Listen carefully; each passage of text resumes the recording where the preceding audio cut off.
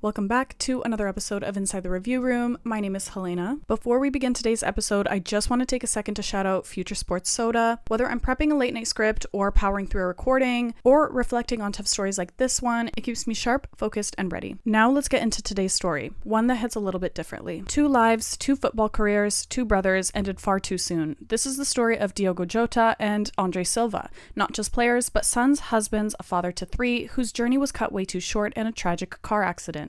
In the early hours of Thursday, July 3rd, around 12:30 a.m., Diogo Jota and his younger brother André Silva were traveling along the A52 highway near Zamora, Spain, close to the Portuguese border. They drove overnight and were headed to Santander on Spain's northern coast, planning to take a ferry to England to rejoin Liverpool, as Jota had recently undergone a lung procedure and was advised not to fly. During an overtaking maneuver, a tire burst, causing their Lamborghini to veer off the road, collide with a barrier, and catch fire. Authorities confirmed no other vehicles were involved. Spanish Civil Guard, firefighters, and emergency responders arrived to find the vehicle engulfed in flames. Tire marks and destroyed vegetation were seen along the roadside. The remains were identified using documents and license plate, and forensic tests later confirmed their identities. Both men died at the scene. Let's just go back a little bit to understand who these brothers were. Born 3 years apart, the 2 brothers began their footballing journeys together. While Jota's rise took him across Europe's biggest stages, André built his career in the shadows of the spotlight. But their love of the game kept them side by side. Known to the world as Diogo Jota, he was born in Porto in 1996. His career was defined by determination and quiet brilliance. He moved from Atletico Madrid, then to Porto, and to Wolves. At Wolverhampton, he helped guide the team to Premier League promotion, and in 2020, Liverpool signed him and he quickly became a fan favorite. His Liverpool stats include 182 appearances, 65 goals, Premier League champion in 2024-25,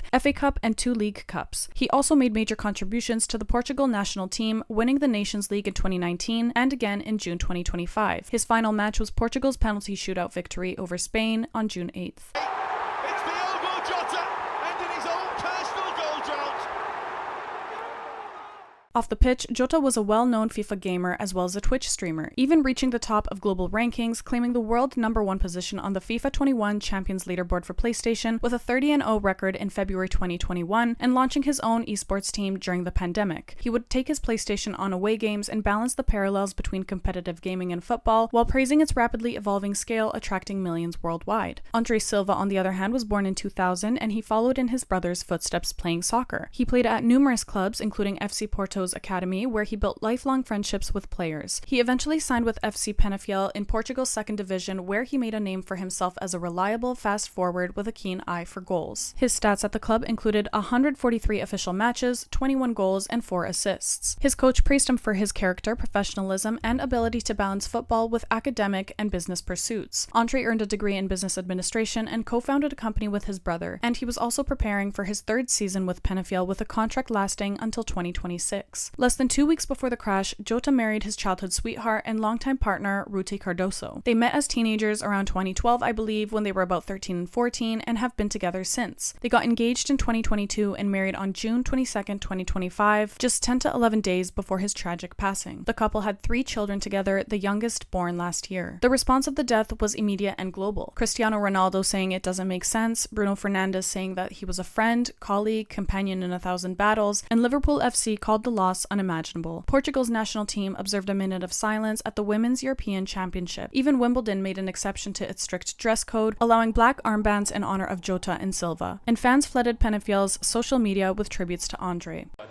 André represented the beauty of building a career away from the spotlight. They were brothers in blood, in ambition, and now in remembrance. Their parents lost their only 2 children, while Jota's wife lost her husband, and their very young children lost their father. They were role models to many, but through their goals, their love for family, and the way that they carried themselves, they built something long-lasting. And the way this took over the community, this wasn't just a football loss. It was a family loss, a national loss, and a reminder of how fragile life really is. To Diogo and André, they've left us with the moments, the goals, the joy, and the example, because they were more than just players, and their story doesn't end here. And although it's a very hard thing for us to grasp, living the dream, lifting trophies for your team and country, marrying the love of your life, being a father to 3 beautiful children, all for it to end abruptly just like that, and gone forever. And while we now pray for them to rest in peace, their story will continue to carry forward, on the pitch and in our hearts. And one final reminder, to love the people that love you, because life doesn't wait. Tell people you love them and be thankful that they're still with us, because one day they won't be. be, and we don't know when that day will be. So we must start now, because it can never be too early, but it can always be too late. If you've enjoyed this episode, please leave a heart in the comments to pay your respects, and subscribe to this channel for more sports content. Your support helps me build this channel by being able to provide more stories like this and many others. Until next time, my name is Helena, and this is Inside the Review Room.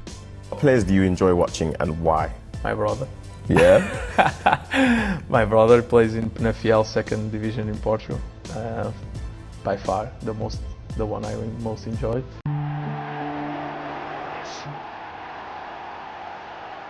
Of course, everyone wants more, but what are you willing to do to get that more? They are champions of the championship. From 16, going away from my family, from my parents, it's like, why am I doing this then? You know, I'm not here to waste time. But now I'm here in one of the biggest clubs in the world, and for me, it's not like mission accomplished, because I want to stay here for a long time. Jota with the opportunity.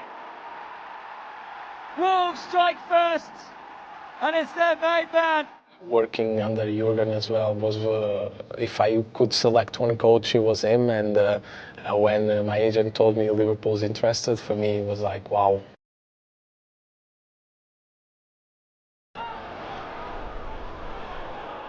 From the moment you sign for Liverpool, obviously you want to play at Anfield, but then to have your own song, and of course me being the main reason for that, it makes me feel proud.